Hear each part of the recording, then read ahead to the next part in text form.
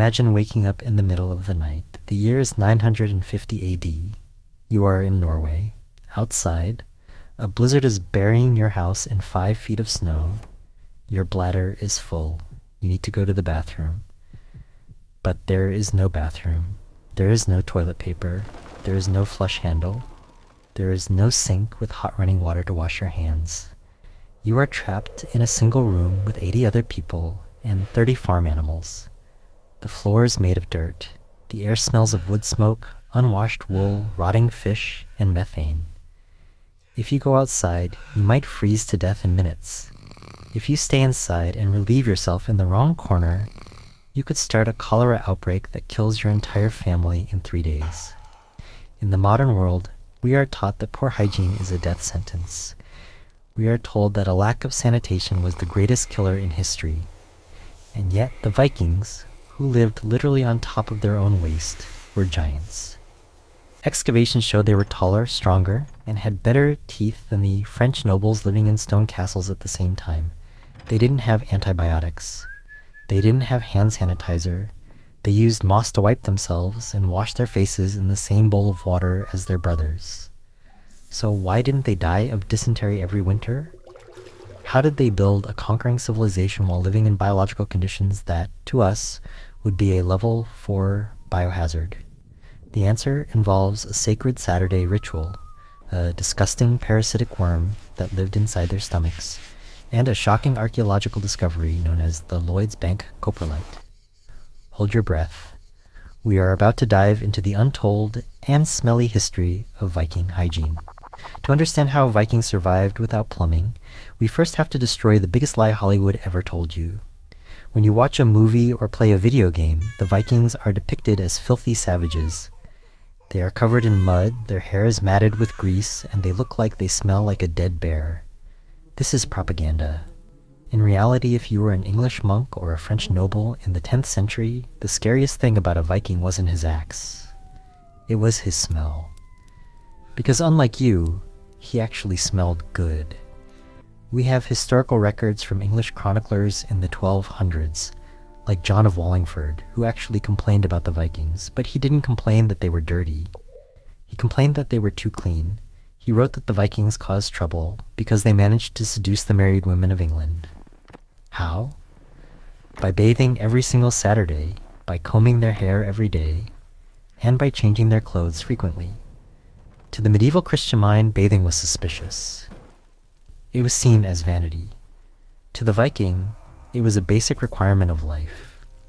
The word for Saturday in Scandinavian languages today.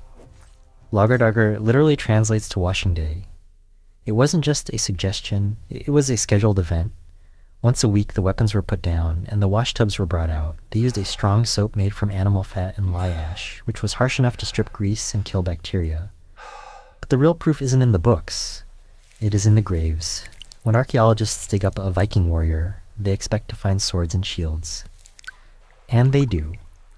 But the most common item found in Viking graves, more common than axes, more common than hammers, is the comb. These weren't cheap, disposable plastic combs. They were intricate, hand-carved masterpieces made from deer antler. They were prized possessions, often kept in their own protective cases. A Viking warrior would carry his comb on his belt right next to his knife. Why? It wasn't just vanity, it was pest control. In a world without toilets and showers, lice are the enemy. Head lice and body lice carry typhus and trench fever. If you let them breed, you get sick. By obsessively combing their hair and beards daily, the Vikings were mechanically removing the parasites before they could multiply. The comb was a medical tool disguised as a grooming accessory. They also carried other tools that shock modern historians. We have found Viking ear spoons made of silver for cleaning wax out of ears. We have found tweezers for plucking hair. We have found toothpicks. So here's the paradox. You have a people who are obsessed with grooming. They bathe more than the Pope. They comb their hair like models. But they are living in houses that don't have plumbing. They are living in a world where waste management meant digging a hole in the ground. Being clean on the outside is one thing. But what happens when you look inside a Viking? What happens when you analyze the fossilized remains of what came out of them?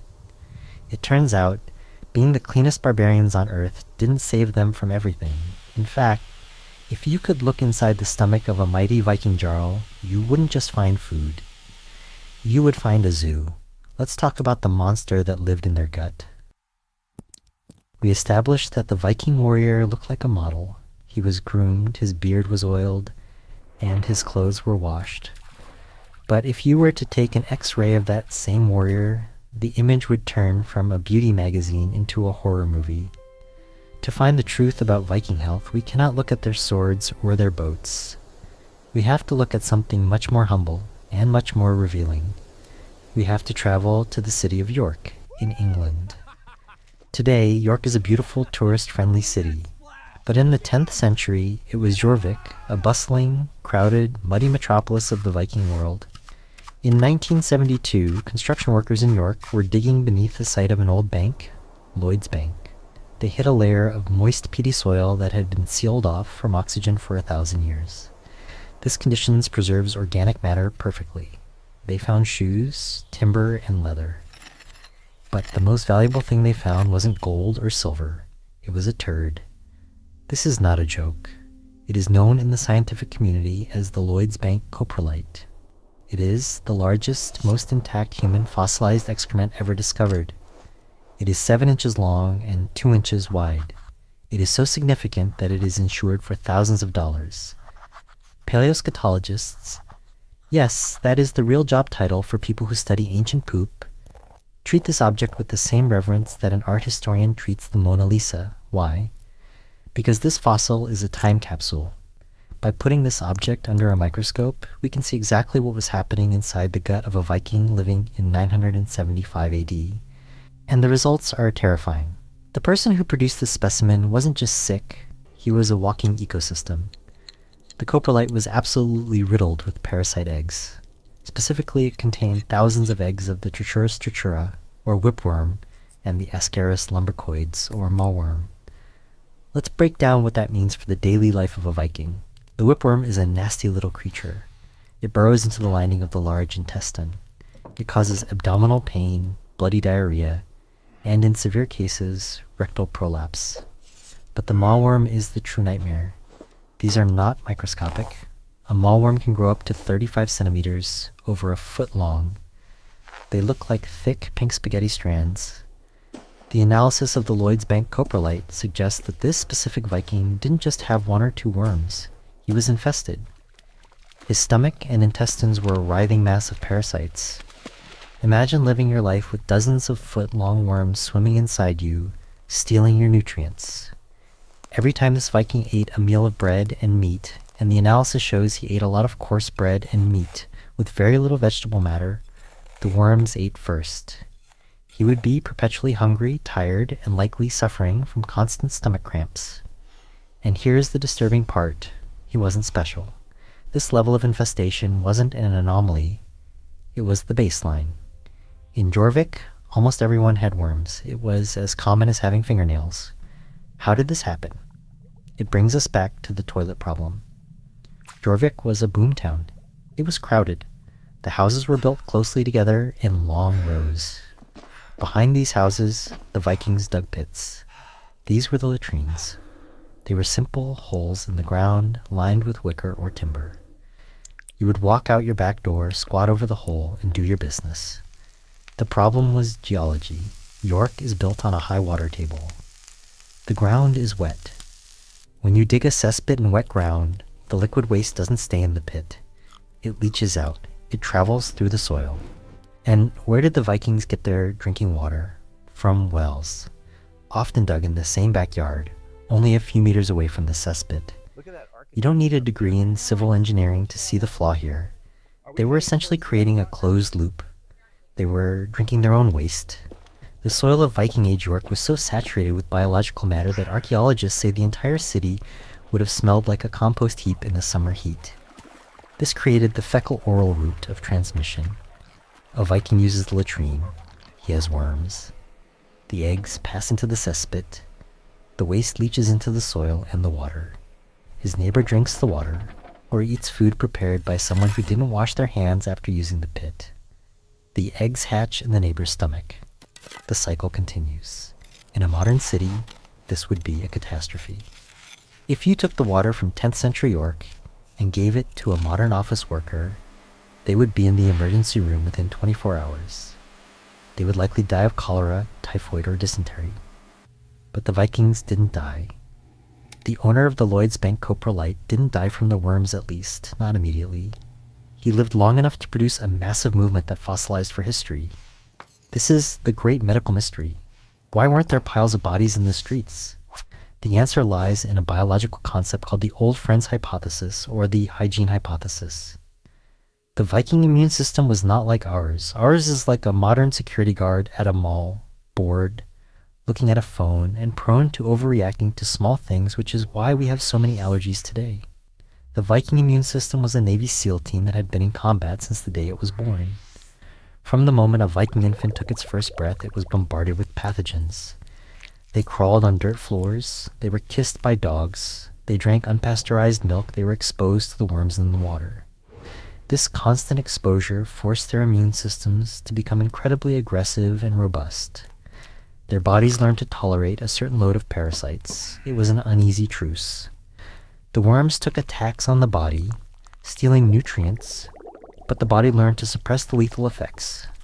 A Viking could walk around with a parasite load that would kill a modern human, and merely feel a bit grumpy or have an itchy stomach. They possessed an iron gut. They had achieved a herd immunity to the filth of their own existence. But the latrine pits of Jorvik reveal something else. They reveal what the Vikings used instead of toilet paper. And this discovery changes our understanding of their comfort. We assume they used leaves or their hands. But the anaerobic mud of the cesspits preserved the wiping. We need to answer the question that has been nagging you since the last chapter. You are sitting in a drafty wooden shack in 10th century York. You have just finished your business over a deep, dark, wicker-lined pit. There is no roll of white paper next to you. There is no sponge on a stick like the Romans used. So, what do you reach for? If you were a poor Viking, you might reach for a handful of hay or straw. It was scratchy, it was uncomfortable, and it wasn't very effective. But if you were a smart Viking, or a wealthy one, you reached for something that archaeologists have found piled high in the latrine pits of Jorvik. You reached for Hylocomium splendens. It sounds like a Harry Potter spell, but it is a specific type of woodland moss. Today, we call it glittering wood moss. The Vikings didn't just grab any random leaf. Leaves tear. Leaves are brittle when dry and slimy when wet. But this specific moss is nature's perfect toilet paper. It is incredibly soft, like velvet. It is highly absorbent, acting like a natural sponge. And, most miraculously, it contains mild natural antiseptic properties, similar to iodine. By wiping with this moss, the Vikings were unwittingly applying a medical dressing to their most sensitive areas.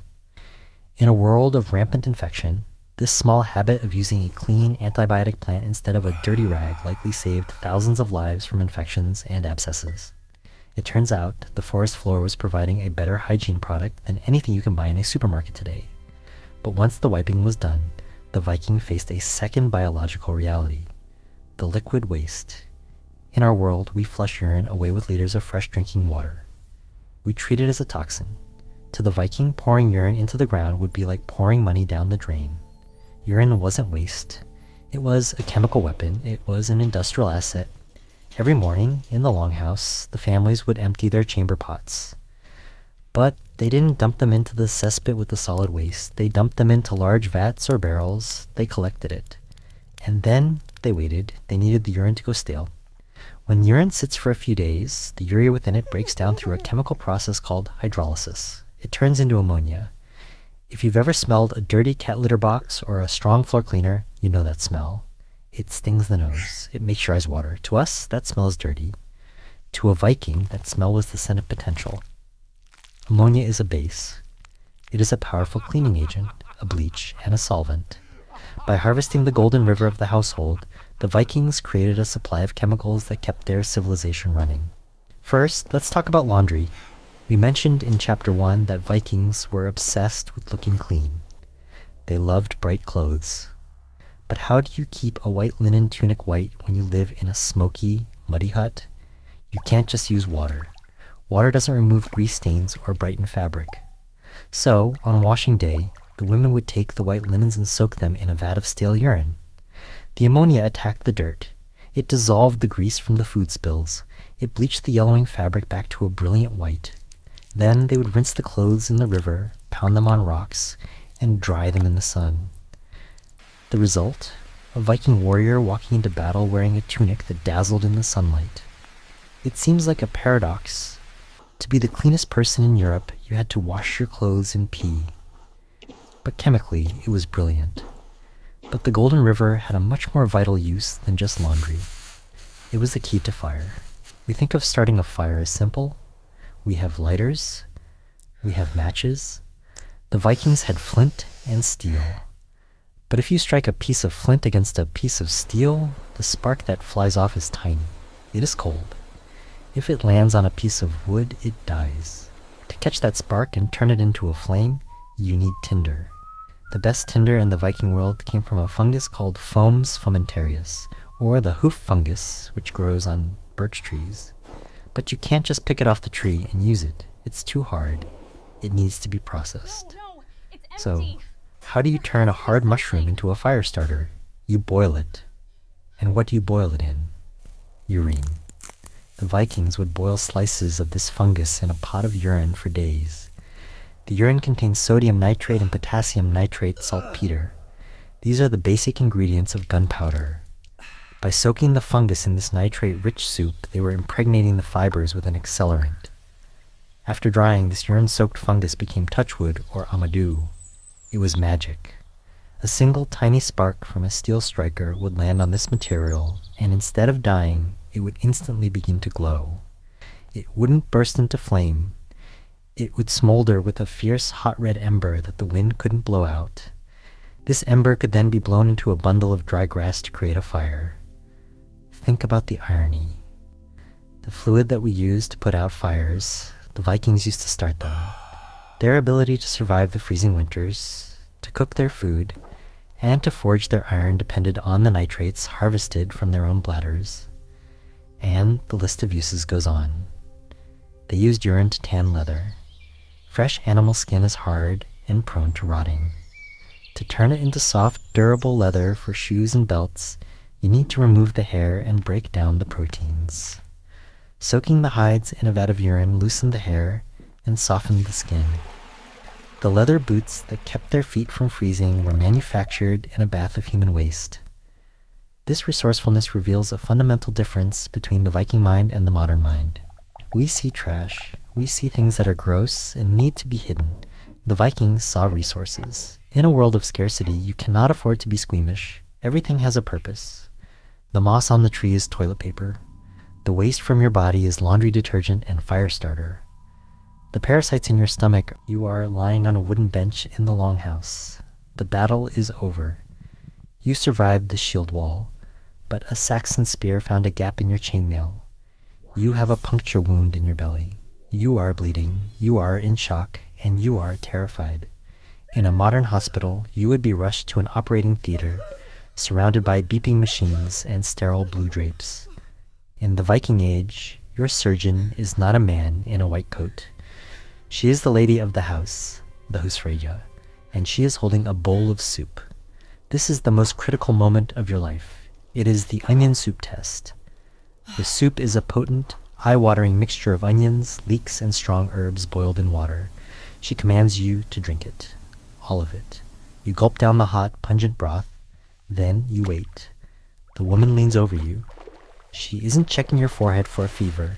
She is putting her nose directly against the open, bloody wound in your stomach. She sniffs deeply. The entire room holds its breath. If she smells onions coming out of your wound, she will stand up, shake her head, and walk away. You are dead. It sounds like witchcraft, but it is brutal anatomical science. If the smell of the onions inside your stomach can be detected through the hole in your abdomen, it means the spear has perforated the gut wall. In the 10th century, a perforated bowel was 100% fatal. Peritonitis would set in, and you would die a slow, agonizing death from sepsis. There was no point in wasting bandages, medicines, or the surgeon's time on a dead man walking. The onion soup test was a triage system. It was a cold, hard calculation of resource management. If she smelled onions, you were given ale to ease the pain until the end came. If she didn't smell onions, it meant the gut was intact. The wound was just in the muscle. You could be saved. Now, the real horror begins. You need surgery. We tend to think of the Vikings as superstitious people who relied on runes and prayers. And they did. The woman might carve a healing rune onto a piece of wood or chant a spell to Odin. But while she chanted, her hands were performing advanced trauma care that rivaled anything in the ancient world. First, pain control. They didn't have morphine. They had something more dangerous, Hembeni Hyoskima. This flower grows wild in Scandinavia. It contains hyoscyamine and scopolamine. In small doses, it is a sedative. In medium doses, it creates vivid, terrifying hallucinations. In high doses, it stops your heart. The Viking healer had to know the exact dosage. Too little, and you thrash around in agony while she tries to stitch you up. Too much, and she kills you before she even picks up the needle. She would mix the crushed seeds with strong ale and give you the cup. As the world started to spin and the pain drifted away into a weird waking dream, she went to work. If the wound was dirty, and all wounds in the Viking Age were dirty, it had to be cleaned. They didn't have rubbing alcohol, but they had mead and honey. Honey is one of the miracles of ancient medicine. It is hyperosmotic, meaning it draws water out of bacterial cells, essentially dehydrating and killing them. It also produces small amounts of hydrogen peroxide. A Viking surgeon would pack a wound with raw honey before stitching it closed. It was a sticky, sweet antibacterial barrier that sealed the flesh from the air. But what if the bleeding wouldn't stop? What if an artery was nicked? There was no delicate way to handle this. The healer would turn to the fire pit where an iron rod, perhaps a small knife or a specialized cautery tool, was glowing cherry red. Imagine the scene. You are drugged on henbane, hallucinating that Valkyries are flying in the rafters. The Husfreja pulls the glowing iron from the fire. Two men hold you down. She presses the iron into the wound. The sound of sizzling flesh. The smell of burning meat. The shock to your system. It was barbaric, but it worked. The heat instantly cooked the proteins in the blood, creating a seal that stopped the hemorrhage. The fire cauterized the wound, killing the bacteria that the spear had introduced. It left a hideous scar, but it bought you a tomorrow. The stitching itself was an art form. They didn't have sterile surgical silk. They used what they had, flax thread, or sometimes ants. Yes, ants. In some traditions, though, more common in warmer climates, there is evidence of the knowledge traveling north. The pincers of large ants were used as staples. You let the ant bite the edges of the wound together, then twist the body off, leaving the head locked in place. More commonly, the Viking housewife used her textile skills. The same needle she used to sew the sails of a longship was used to sew your skin. She used a running stitch, tight and neat, to close the gap. Once the surgery was done, the recovery began. And this brings us back to their diet. A recovering warrior needs protein and iron. We know from the sagas, like the saga of the Greenlanders, that they understood the value of bloody foods. They would feed the wounded blood soup or blood pudding, rich in iron, to replace what was lost on the battlefield.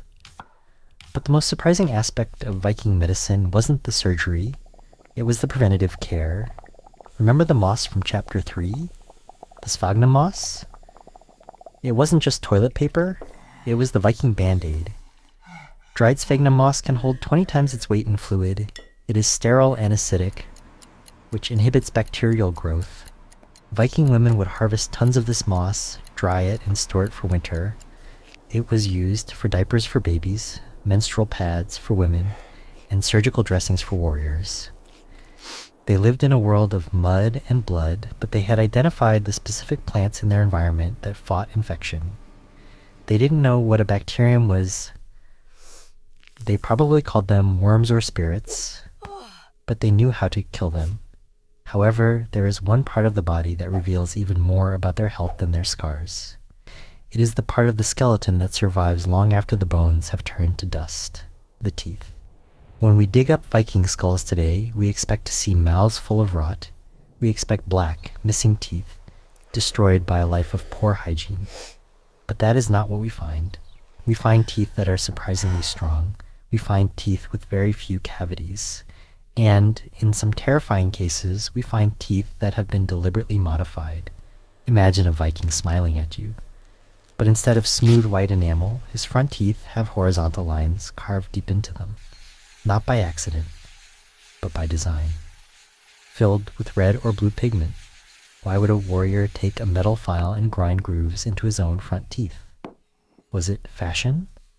Was it intimidation?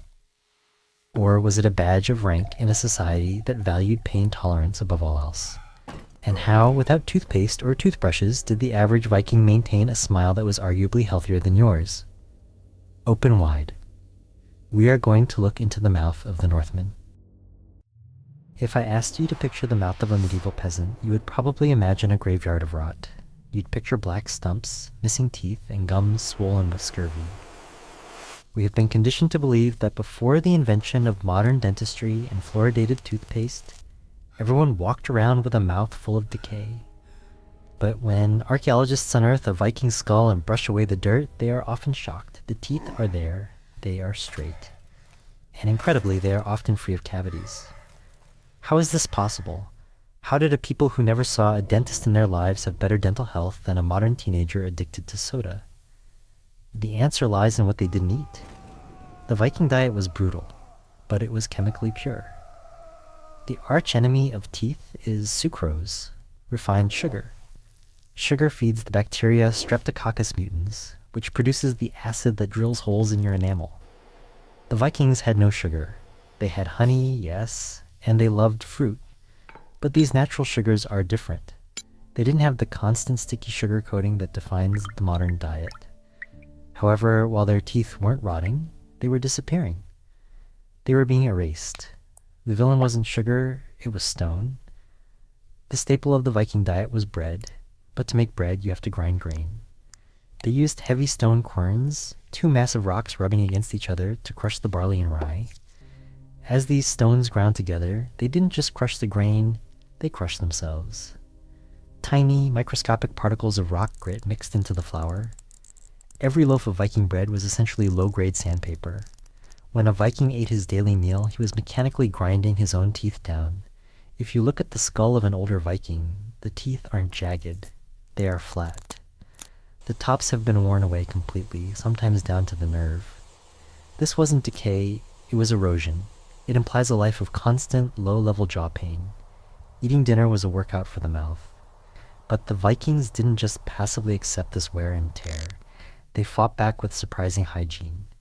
We mentioned the toothpicks in Chapter 1. These weren't just idle habits.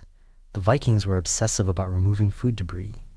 They used picks made of wood or bone to dig out the grit and meat fibers between their teeth. They also chewed on something that acted as a natural toothbrush: willow bark. The bark of the willow tree is fibrous. When you chew it, the fibers fray and act like bristles, scrubbing the surface of the teeth. But the genius is in the chemistry.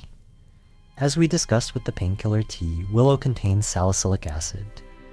By chewing on this stick, they were scrubbing their teeth and releasing a mild numbing agent onto their sore gums at the same time. It was a toothbrush and toothpaste in one. But for some Vikings, having clean, flat teeth wasn't enough. They wanted their smile to send a message. They wanted their mouth to be a weapon of terror. In 2005, archaeologists in Sweden made a discovery that sent a chill through the anthropological world. They found a mass grave of executed Vikings. When they examined the skulls, they found something unnatural. The front teeth, the upper incisors, had been modified. Horizontal grooves had been filed directly into the enamel. Some skulls had one line. Others had up to 4 perfectly parallel lines carved across the front of their teeth. This wasn't accidental damage from biting on something hard. This was cosmetic dentistry, and it was done without anesthesia. Imagine the sensation. You are sitting in a chair. A dentist, likely a master smith or a skilled carver, approaches you with a small iron file. He holds your lip back. He places the metal file against the sensitive enamel of your front tooth, and he begins to grind. Scritch, scritch, scritch. The vibration would rattle your skull. The heat from the friction would sear the nerve. The sound of metal on bone would be deafening in your own head. and you had to sit perfectly still. If you flinched, the file would slip and slice your gum. To endure this process once is brave. To endure it 4 times across multiple teeth requires a level of pain tolerance that borders on madness. But why? Why destroy your own healthy teeth? Analysis of the grooves suggests they weren't left empty. They were likely filled with a mixture of fat and charcoal for blacker wax and red pigment. Picture a Viking raider standing on the deck of a ship. He screams a battle cry. When he opens his mouth, his teeth aren't white. They are striped with blood-red horizontal bars. It would look demonic. It was a permanent war paint. It signaled to the enemy, and to his own crew, that this man did not fear pain. I let a man file my skull just to look scary. Imagine what I will do to you. This practice, known mostly from skulls found on the island of Gotland, suggests a warrior cult. It was a badge of membership, a branding. It separated the professional killers from the farmers.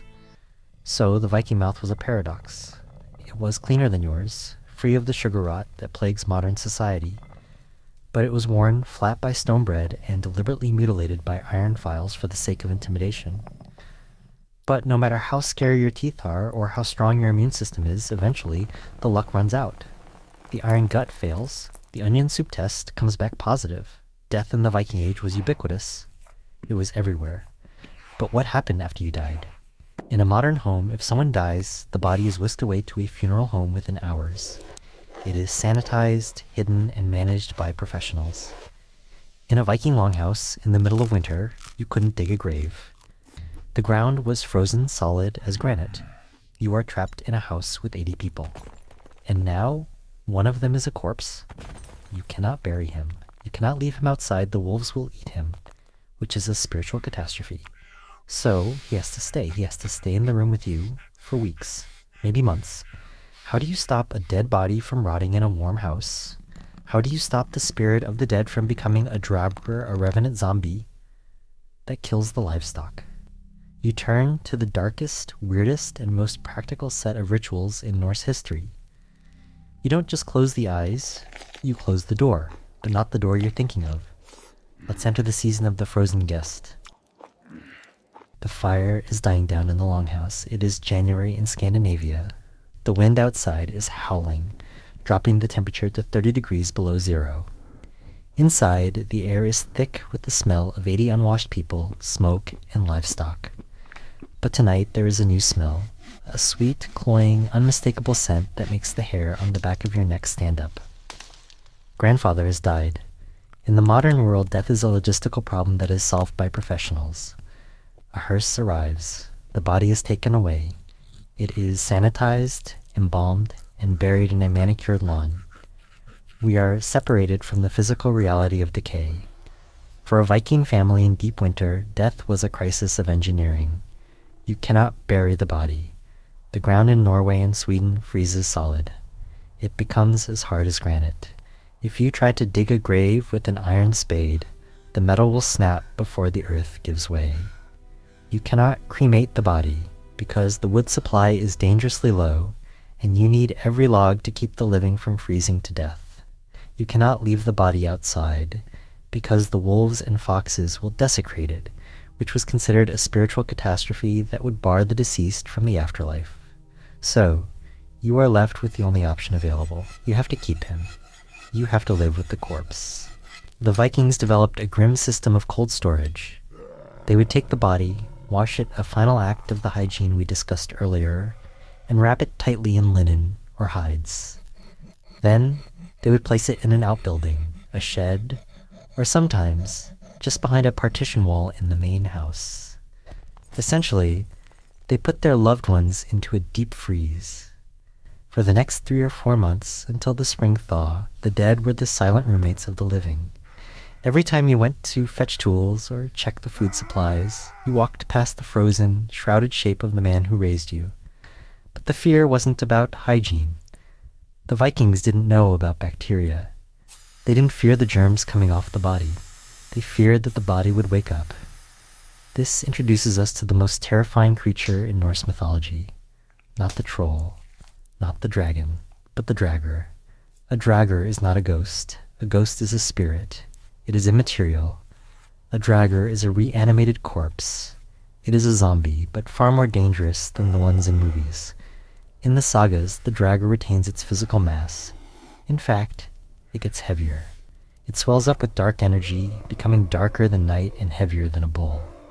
The Vikings believed that if a person was not treated with respect, or if they had a strong will and unfinished business, they would refuse to leave their body. In the cold silence of the winter storage, the corpse would begin to move. A draugr didn't eat brains. It crushed people. It would climb onto the roof of the longhouse at night and stomp on the timber beams, driving the inhabitants mad with fear. It would slaughter the livestock. It would enter the house and drag the living down into the frozen earth. This fear was so palpable that it dictated the architecture of death.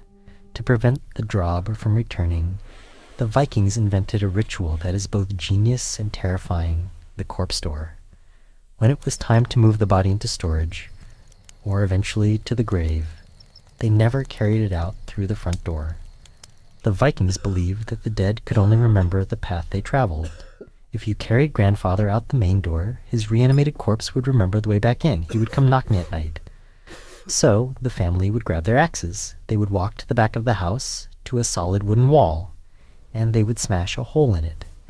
They created a temporary, rough opening in the timber. They shoved the body through this hole, feet first, dragging it out into the snow. And then, immediately, the carpenters would rush in. They would nail fresh planks over the hole. They would seal it tight. To the spirit of the dead, the exit had vanished. The path back into the house was gone. The wall was solid again. The draugr was confused, trapped outside in the cold where it belonged. But they didn't stop there. They practiced preventative magic on the body itself. Archaeologists have found Viking graves where the bodies were treated in ways that look like torture, but were actually protection. They tied the big toes of the corpse together so the legs couldn't walk. They drove iron needles into the soles of the feet so that if the corpse tried to stand, it would feel pain. They placed open iron scissors or knives on the chest of the deceased. Iron was believed to be a pure metal that repelled evil spirits. A draugr could not touch iron. The heavy metal object acted as a spiritual paperweight, pinning the soul down. Imagine the psychological state of a household in February. You are starving. The darkness lasts for 18 hours a day. You are infested with worms. And just on the other side of the wall, wrapped in a frozen sheet, lies a body that you have tied up and stabbed with needles, because you are terrified it is listening to you. Every creak of the timber in the wind sounds like a footstep. Every shadow looks like a bloated monster. This was the long night of the soul. The hygiene of the dead was just as important as the hygiene of the living. Keeping the spiritual pollution out of the house was a survival strategy. But eventually, the physics of the planet wins. The sun. In 1904, a farmer in Norway dug into a large mound of blue clay on his property. He hit wood. He didn't know it yet, but he had just discovered the Tutankhamun's tomb of the Viking world, the Oseberg ship. The ship was a masterpiece of oak and carving. But when archaeologists entered the burial chamber on the deck, they found something that confused them. Viking ships were usually for great male warriors, jarls, and kings. But inside this ship, there were no men. There were 2 skeletons, both female. For decades, these bones sat in a museum, silent. But with modern osteoarchaeology, the forensic study of old bones, we have finally unlocked their medical files. And the story they tell is the perfect summary of Viking health, class, and cruelty. One skeleton belonged to a woman aged about 80. In the Viking age, 80 was ancient. It was a statistical anomaly. But her bones reveal that her final years were a living hell of pain. She suffered from a condition called Morgagni-Stewart-Morel syndrome. It's a hormonal imbalance that causes the frontal bone of the skull to thicken and grow inward, pressing on the brain.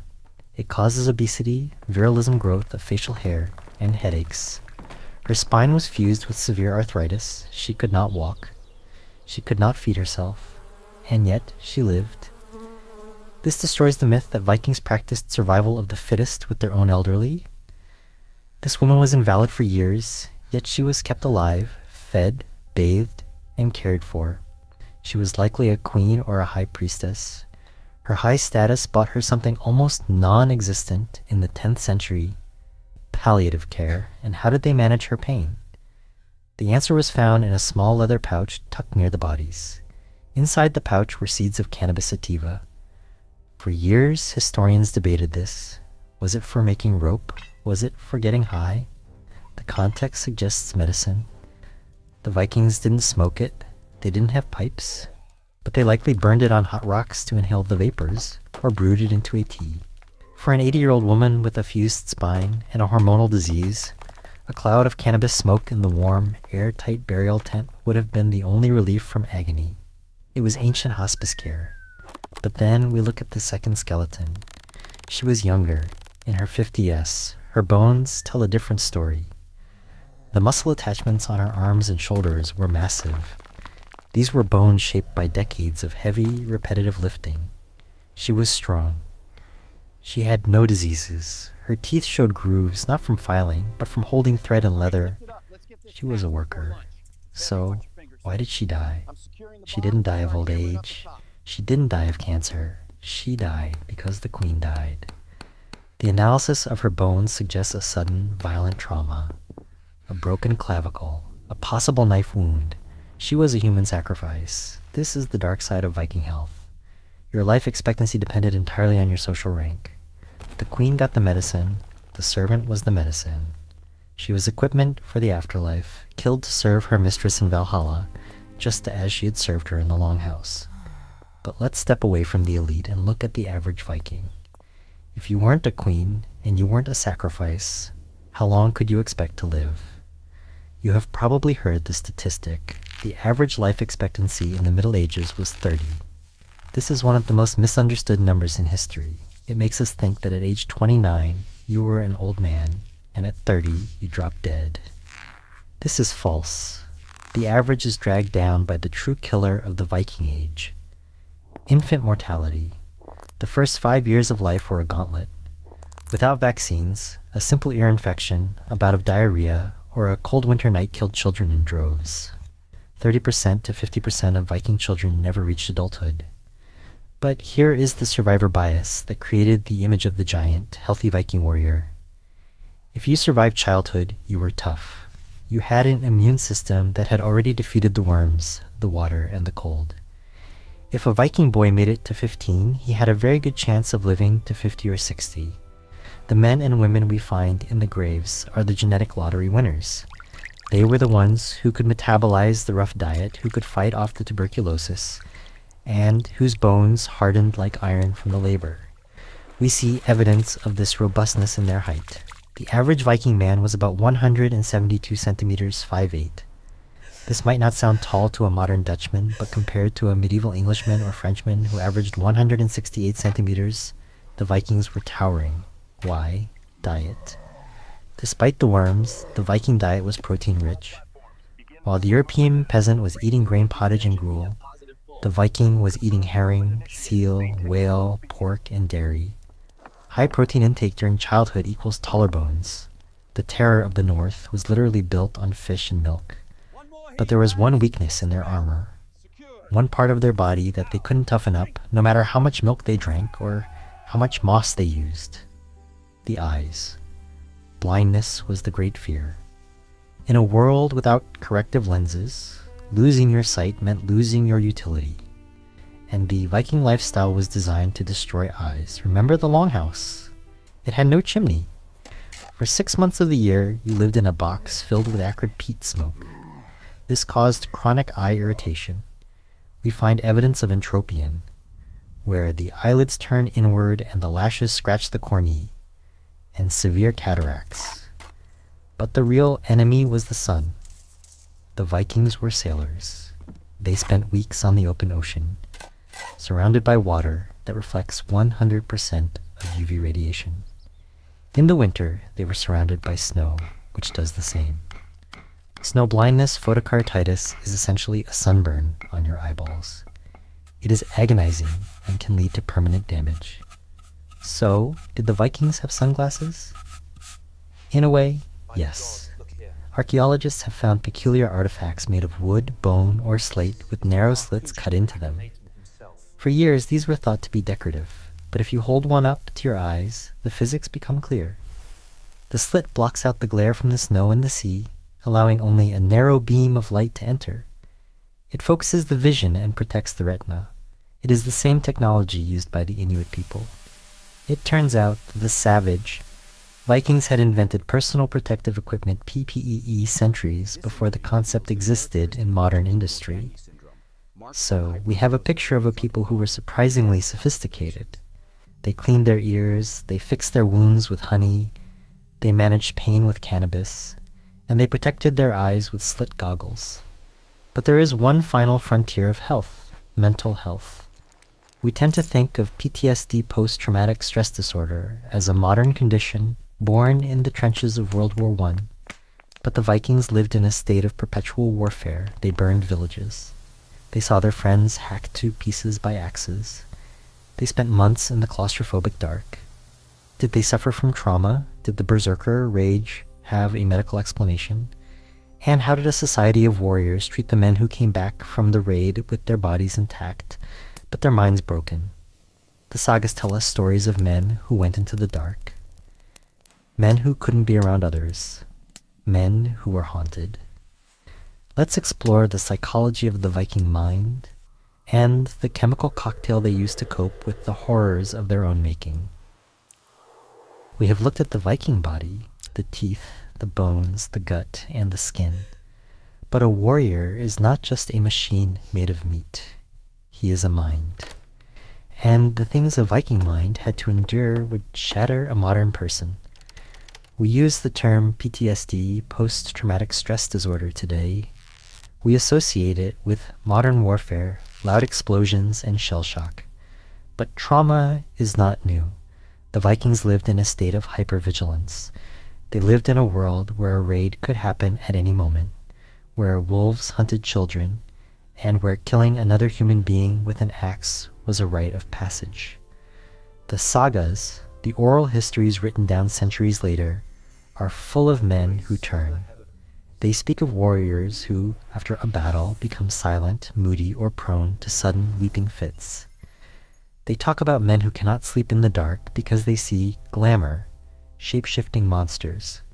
Today, a psychiatrist would look at Grettir the Strong, the famous saga hero who was terrified of the dark and possessed a volatile temper, and diagnose him with severe, untreated combat trauma. So how did a Viking deal with the demons in his head? They didn't have therapists, they didn't have antidepressants, they had magic mushrooms, and they had a ritual of collective intoxication. Let's talk about the berserker.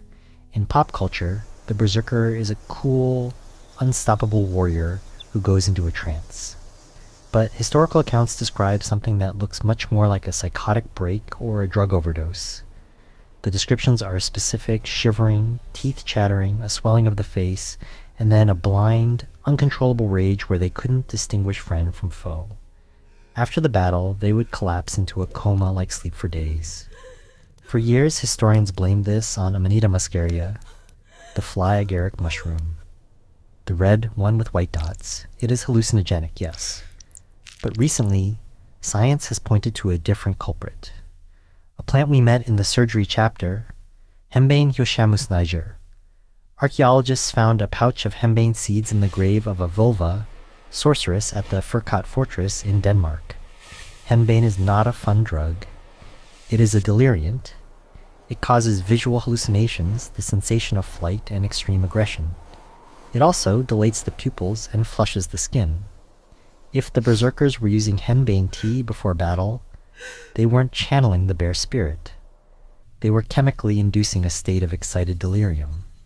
They were poisoning themselves just enough to shut down the fear center of the brain, the amygdala, so they could run into a wall of spears without flinching. This was chemical hygiene for the mind. They were scrubbing away their humanity for a few hours to survive the horror of war. But the cost was high. The berserker gang, the post-rage crash, left them weak, sick, and mentally unstable. But what about the average Viking? The farmer who went on a summer raid saw terrible things and then had to come home and raise his children. How did he reintegrate? He used the ale bond. Alcohol in the Viking Age wasn't just a beverage, it was the glue of society. We mentioned earlier that the water was dangerous, so they drank weak ale. But for mental health, they drank strong mead, fermented honey, and imported wine. The drinking hall, the symbol, was their group therapy. It was a highly ritualized event. You didn't just sit and drink alone. A horn was passed around the circle. When you held the horn, you had to speak. You made a toast, you boasted of a deed, or you took an oath. This forced social interaction prevented isolation. In a modern city, a traumatized veteran might sit alone in an apartment. In a Viking village, you were forced into the circle. You were forced to look your brothers in the eye and speak. This narrative therapy allowed them to externalize their trauma. By turning a horrific battle into a story or a poem, they took control of the memory. They turned chaos into art. And the poetry itself was a mental exercise. Skaldic poetry is incredibly complex. It has strict rules of meter, rhyme, and alliteration. Composing a poem about a battle required intense mental focus. It forced the brain to organize its thoughts. It was a cognitive distraction from the flashbacks. However, sometimes the trauma was too deep. Sometimes the ghosts didn't leave. The Vikings had a concept for mental illness, or. It is the root of the god Odin's name. It means fury, inspiration, or madness. They believed that mental instability was a spiritual condition. If a man heard voices, he was being ridden by spirits. They didn't lock these people away in asylums. Interestingly, Viking society was somewhat tolerant of eccentric behavior, provided the person could still work or fight. But if a person became dangerous to the community, the solution was brutal. They became an outlaw, Skogr man of the forest. To be outlawed was a death sentence. You were stripped of all property. Anyone could kill you without penalty. You were banished to the woods, away from the hygiene of the hearth, away from the warmth of the fire. Most outlaws died of exposure or starvation within the first winter. It was a cruel form of social sanitation, removing the infected mind from the healthy body of the clan. But there is one final aspect of Viking health that connects the past to the present, a legacy that many people watching this video might be carrying in their own hands right now. The Viking lifestyle, the rowing, the gripping of heavy axes, the cold, left a genetic mark. There is a condition called Dupuytren's contracture. It causes the tissue in the palm of the hand to thicken and tighten, eventually pulling the ring finger and pinky finger permanently inward towards the palm. It looks like a claw. In the medical world, this is historically known as the Viking disease. Why? Because it is overwhelmingly found in people of Northern European descent. It is found in Scandinavia, in Scotland, in Northern England, everywhere the longships landed. It is a genetic adaptation. Some scientists theorize that this thickening of the palm fascia was actually an evolutionary advantage for the Vikings. It locked the hand into a permanent grip. If you are rowing an oar for 10 hours a day, or holding a shield in a freezing blizzard, a hand that naturally curls into a hook is a useful tool. It prevents you from dropping your weapon when your muscles fail. So if you are watching this and your grandfather had fingers that curled in as he got older, or if you have a lump in the palm of your hand, you might be looking at the biological ghost of a Viking raider. You are carrying the scar tissue of a 1,000-year-old survival strategy. We have covered the worms, the moss, the onions, the madness, and the hands. But all of this leads to one inevitable conclusion. The Viking Age ended. The longships stopped sailing. The great halls were burned or abandoned. Why? Did they die out? Did the hygiene finally fail them? No.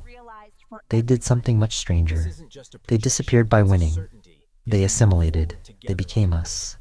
But in their final days, as the old pagan ways gave way to Christianity, the hygiene rituals changed.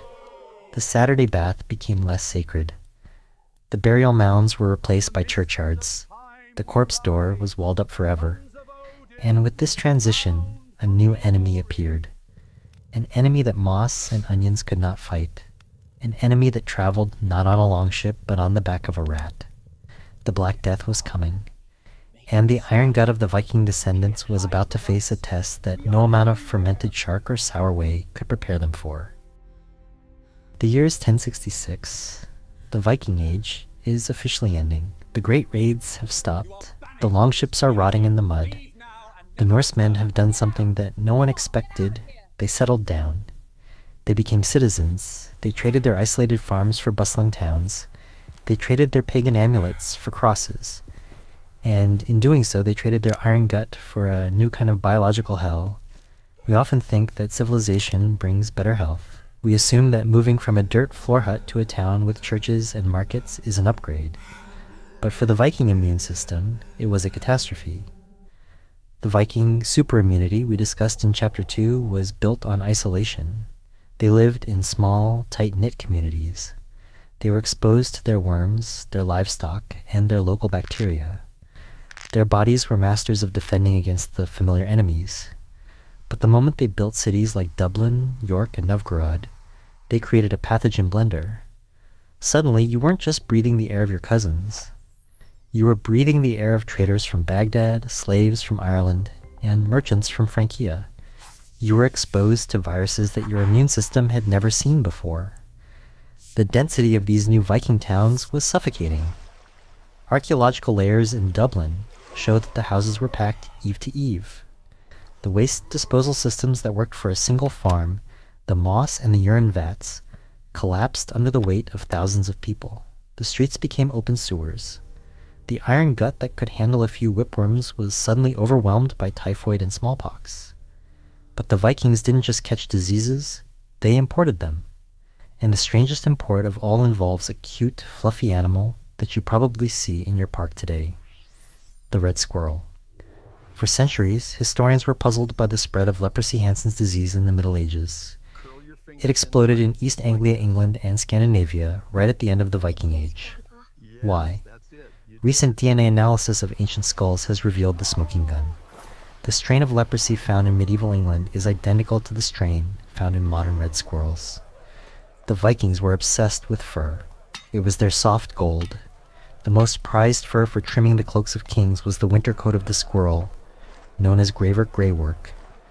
To get this fur, Viking trappers spent their winters handling thousands of dead squirrels. They skinned them. They were covered in squirrel blood.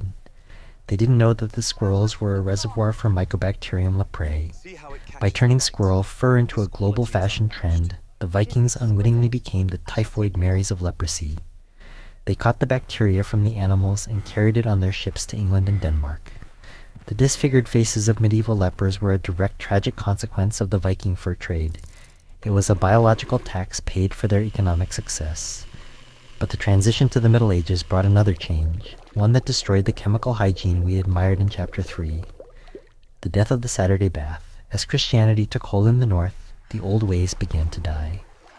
The concept of the Lagerdarger washing day clashed with the new medieval Christian morality. In the eyes of the early medieval church, excessive bathing was linked to vanity, lust, and paganism. Public nudity, even for washing, was shameful. The saunas were closed. The weekly scrubbing with lye soap became less frequent. The Vikings, who had been the cleanest people in Europe, slowly assimilated into the unwashed masses of the feudal age. They lost their distinct smell. They lost their grooming tools. The comb became less important than the rosary. However, the Viking legacy didn't disappear completely. It went underground.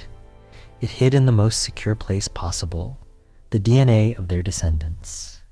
If you are watching this video and you have Northern European ancestry, you might be carrying a genetic time bomb left over from the Viking Age.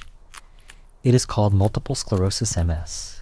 Today, Scandinavia and Scotland have the highest rates of MS in the world. It is so prevalent that MS is often called the Viking disease along with the curled finger condition we mentioned earlier.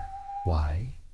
Why would evolution allow a gene to survive if it causes a debilitating autoimmune disease that attacks the nerves?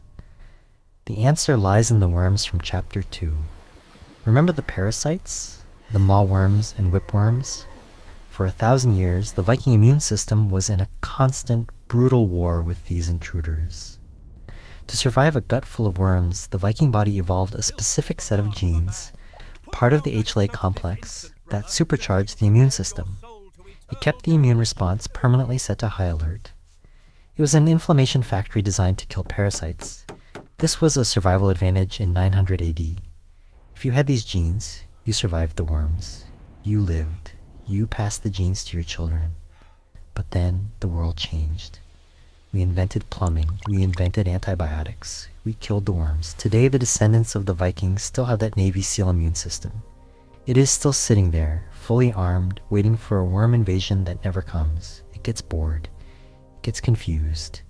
And having no parasites to fight, it turns its weapons against the only thing available, the body itself. It attacks the myelin sheath of the nerves. It causes multiple sclerosis. This is the bittersweet tragedy of the Viking health saga. The very genetic armor that allowed them to survive the filth of the longhouse and the parasites of the cesspit is now the cause of chronic illness in the modern world.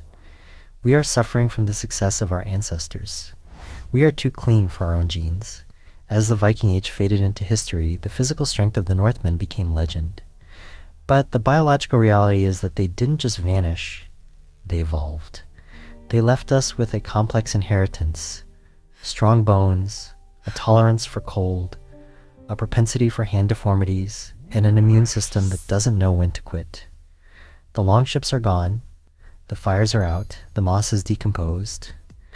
But look at your hands, look at your medical history, look at your teeth. You are the monument.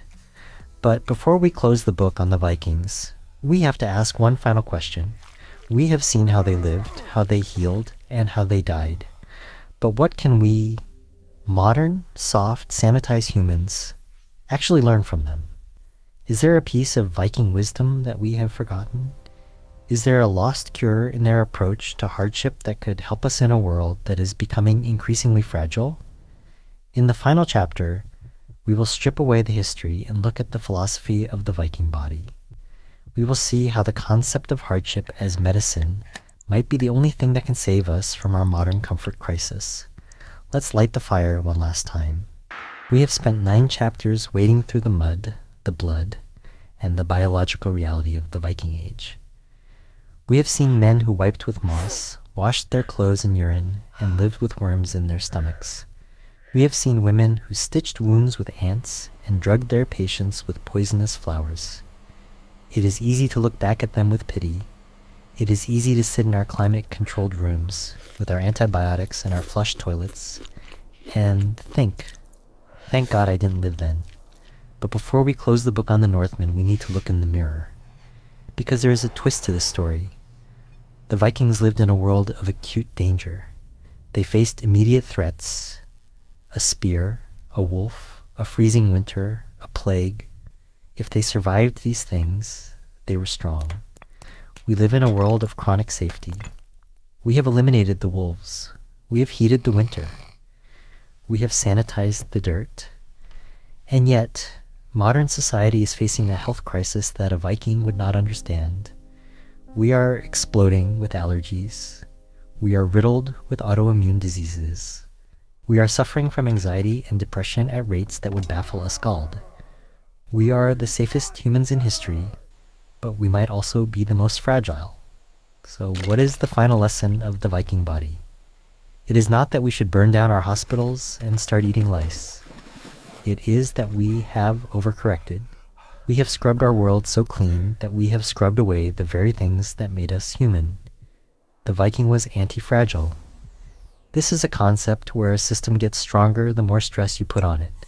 Think about their bones. They were heavy and dense because they lifted heavy things from childhood. Think about their immune systems.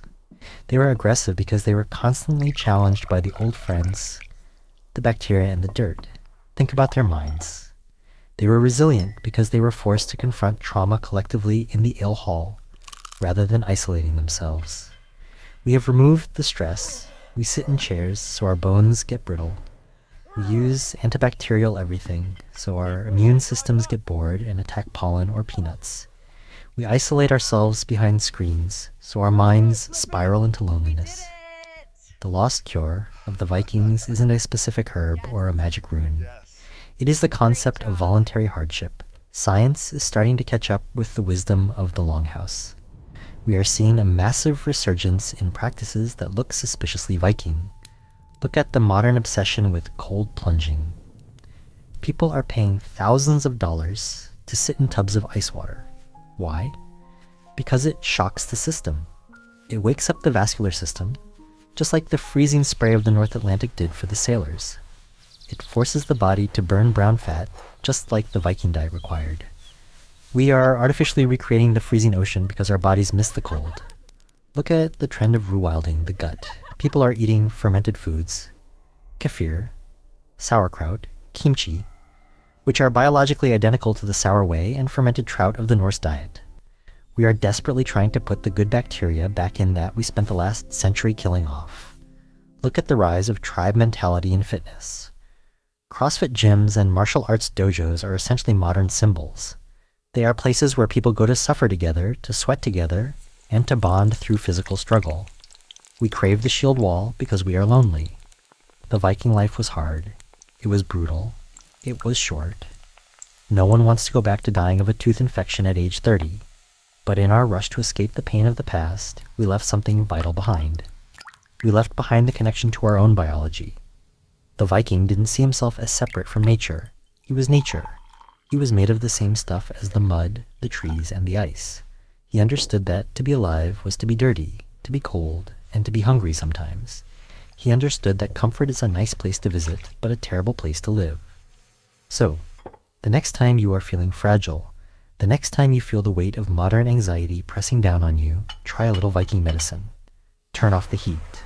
Open the window. Let the cold air bite your skin. Go outside. Get your hands in the dirt. Don't be afraid of a little bacteria. Eat something real, something fermented, something that challenges your gut. And most importantly, find your tribe. Don't suffer alone. Find the people you would want in your shield wall and talk to them. The Viking Age is over. The longships are dust. The kings are gone. But the blood that survived the ice, the worms, and the wars is still pumping in your veins. You are the descendant of survivors. You are built for hard things. You don't need a comfortable life to be happy. You just need to remember who you are. The Vikings didn't have toilets. They didn't have hygiene. But they had life, raw, unfiltered, terrifying, beautiful life. And perhaps in our sanitized, plastic-wrapped world, that is the one thing we are truly missing. Thank you for joining us on this journey through the filth and the glory of history. If you survived the worms, the soup, and the corpse door, you are ready for Valhalla. Leave a comment below. What modern luxury would you give up to have the strength of a Viking?